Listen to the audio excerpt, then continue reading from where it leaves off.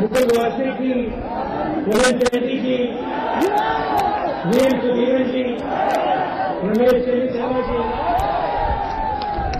BT Satheesan ji, Deepak Babaria ji, Suraj Hegde ji, Raja Brar ji, Dean Kuriakose ji, MK. Raghavan ji, Mullappally Ramachandran ji, KC. Venugopal ji, KV. Thomas ji, Kodikunnil Suresh ji, PC. Chacko ji, M. Shanavas ji, all my friends from the Youth Congress, NSUI, brothers and sisters, आदरणीयनाय A.K. Antony ji, भूमिनाय वैला रवि जी, ആദരണീയനായ Oommen Chandy G, ബഹുമാന്യനായ അധ്യക്ഷവേദിയിലെ ബഹുമാന്യരായ നേതാക്കന്മാരെ, എനിക്ക് ഏറ്റവും പ്രിയപ്പെട്ട കേരളത്തിലെ യൂത്ത് കോൺഗ്രസിന്റെ യുവജന നായകന്മാരെ, സുഹൃത്തുക്കളെ, I would like to start by giving greetings to the people of Calicut. I'm delighted to be here in this beautiful part of the country.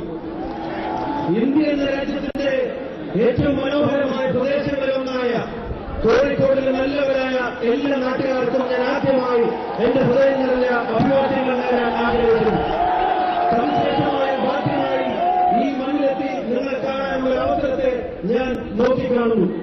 I would like to congratulate the Youth Congress for organizing this and the entire Congress party for putting up such a good show.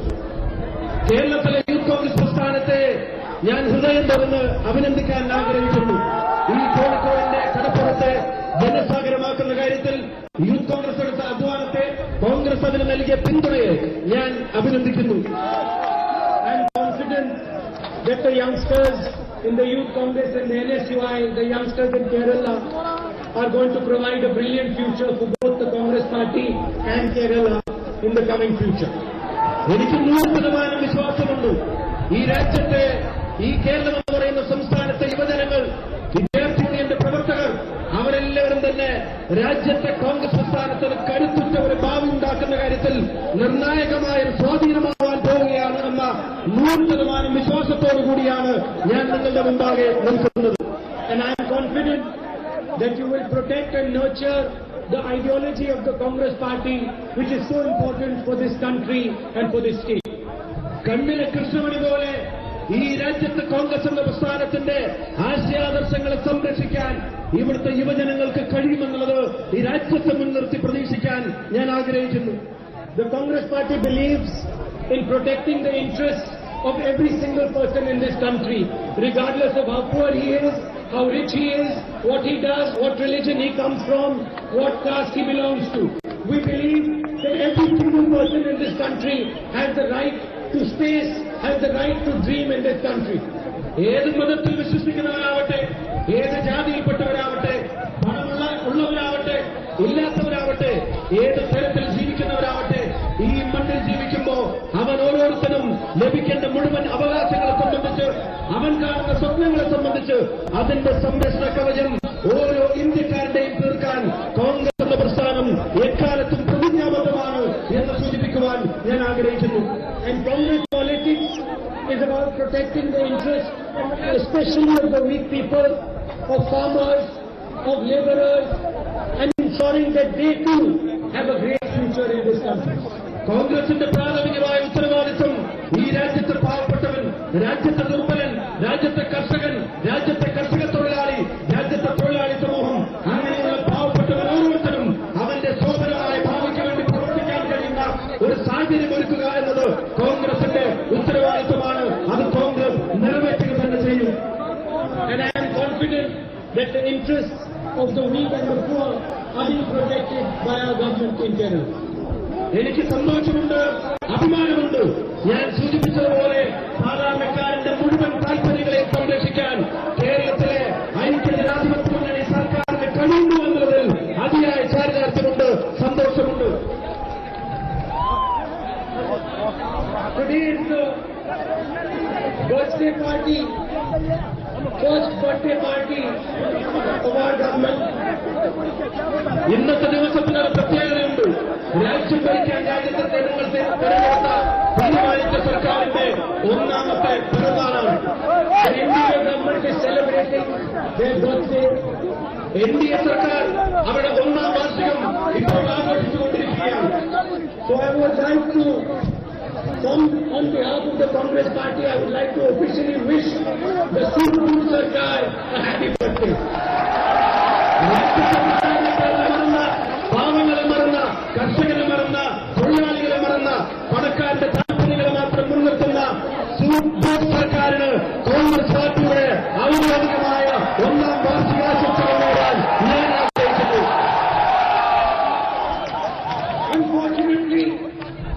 Unfortunately, the celebration is for a few friends of the government.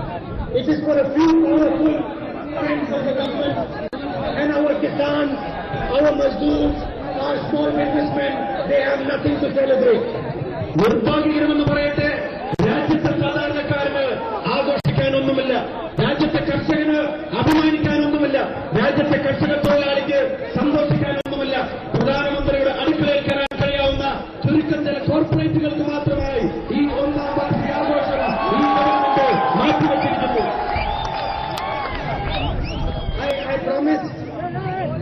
I promised my BJP colleagues in Parliament that I would not use a patently called the Supreme Sarkar word in Parliament, but with their permission I would like to use it in this speech.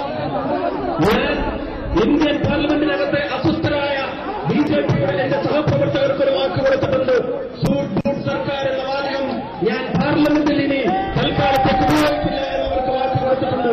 പക്ഷേ ഈ യുവജന സാഗരത്തിന് മുന്നിൽ അവരുടെ അനുമതിയോടുകൂടി ഈ സർക്കാരിനെ, സാധാരണക്കാരന്റെ മറന്ന ഈ സർക്കാരിനെ സൂപ്പർ സർക്കാർ എന്ന് ആവർത്തിച്ച് വിളിക്കാൻ ഞാൻ ആഗ്രഹിക്കുന്നു. I'm traveling. I went to Maharashtra. I went by train to Punjab. I came today by aeroplane. Wherever I'm traveling, people shake my hand. They wink at me. They shake my hand. And they say, you know, we will ask you to join this government. And you will find it perfectly in Parliament. This government, the best definition for this government is Supreme Sarkar. ഞാൻ മഹാരാഷ്ട്രയിലെ വിദർഭയിൽ പോകുമ്പോൾ, പഞ്ചാബിലെ തെലങ്കാനയിലെ ഈ രാജ്യത്തിന്റെ വിവിധ ഭാഗങ്ങളിൽ ചെന്നിറങ്ങുമ്പോൾ, ഇന്ന് ഞാൻ കേരളത്തിൽ വിമാനത്തിൽ കേരള സംസ്ഥാനത്തേക്ക് വന്നിറങ്ങുമ്പോൾ എന്നെ കാണുന്ന സാധാരണക്കാരായ ജനങ്ങൾ എന്റെ കൈപിടിച്ച് അഭിനന്ദിച്ചുകൊണ്ട് ഒരു കാര്യം എന്റെ മുഖത്ത് നോക്കി പറയുന്നു: ഈ സർക്കാരിനെ, പാവപ്പെട്ടവന്റെ താല്പര്യങ്ങളെ മറന്ന ഈ സർക്കാരിനെ എന്ത് പേരെടുക്കുമെന്നറിയാതെ, എന്ത് പേരെടുത്ത് വിളിക്കുമെന്നറിയാതെ വിഷമിച്ചിരിക്കുന്ന ഞങ്ങൾക്ക് ഏറ്റവും ഉചിതമായ ഒരു വാചകം അങ്ങ് പറഞ്ഞു തന്നിരിക്കുന്നു. അത് മറ്റൊന്നുമല്ല, സൂപ്പർ സർക്കാർ എന്ന് തന്നെയാണ് ഈ ഏറ്റവും ഉചിതമായ പേര്. There are a number of reasons why this phrase Supreme Sarkar works, and why people completely agree that the government is actually a Supreme Sarkar, and I would like to elaborate a little bit on these reasons. ഈ സർക്കാരിനെ super സർക്കാർ എന്ന് വിളിക്കപ്പെടുന്നത് തക്കതായ കാരണങ്ങളുണ്ട്. അത് വിളിക്കപ്പെടുമ്പോൾ ജനങ്ങൾ അംഗീകരിക്കുന്നതിന് വ്യക്തമായ കാരണമുണ്ട്. ആ കാരണങ്ങളെ നിങ്ങളുടെ മുമ്പാകെ ഒന്ന് വിശദീകരിക്കാൻ ഞാൻ ആഗ്രഹിക്കുന്നു. The first reason, of course, is our Prime Minister's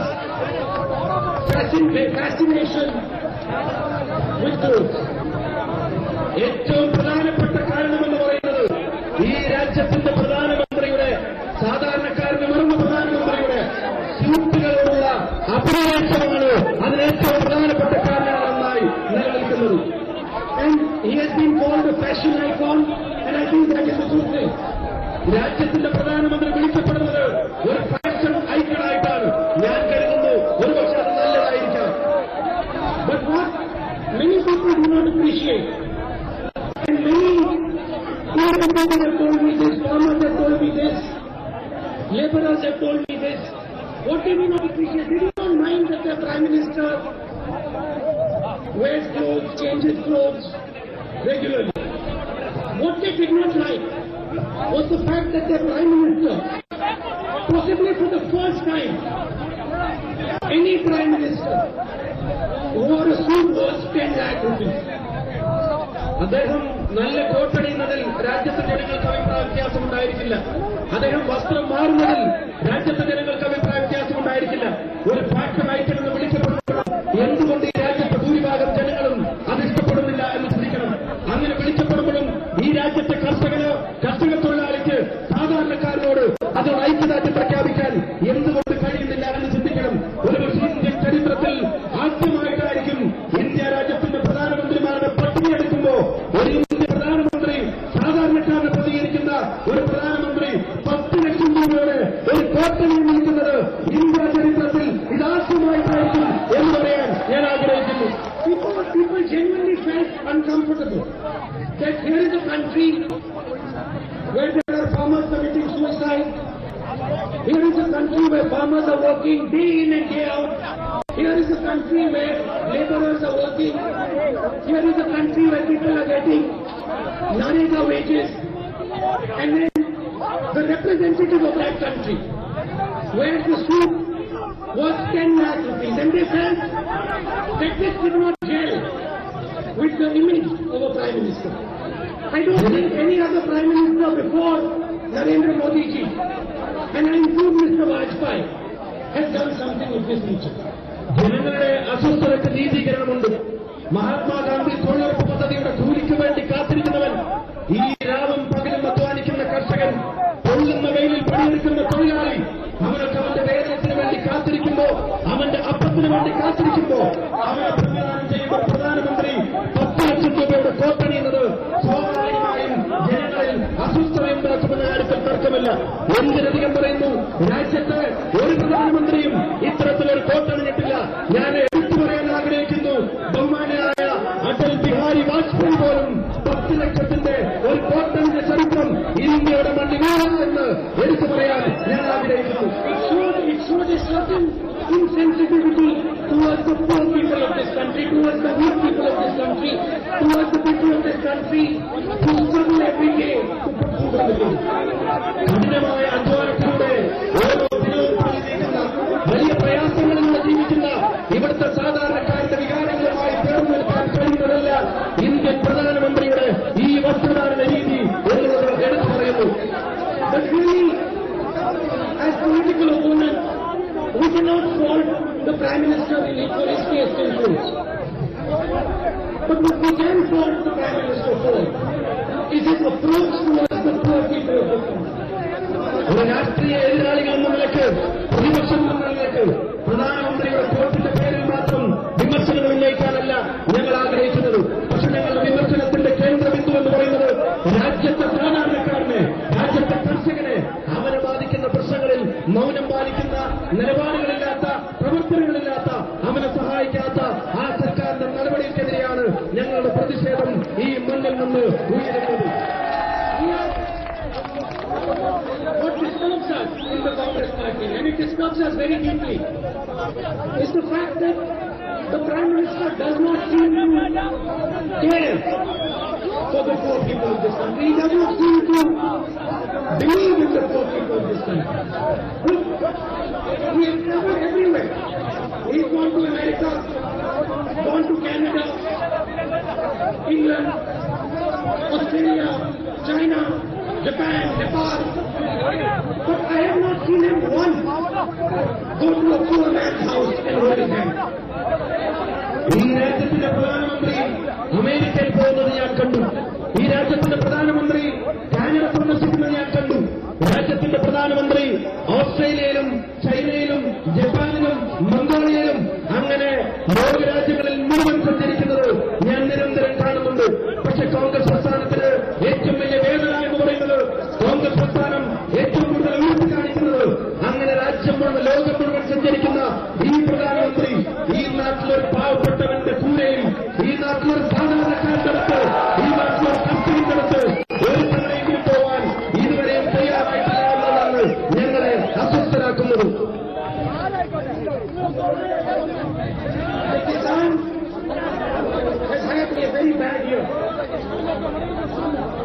Hailstorms and unseasonal rain hit the Kisan sometimes. നമ്മുടെ കർഷകർക്ക്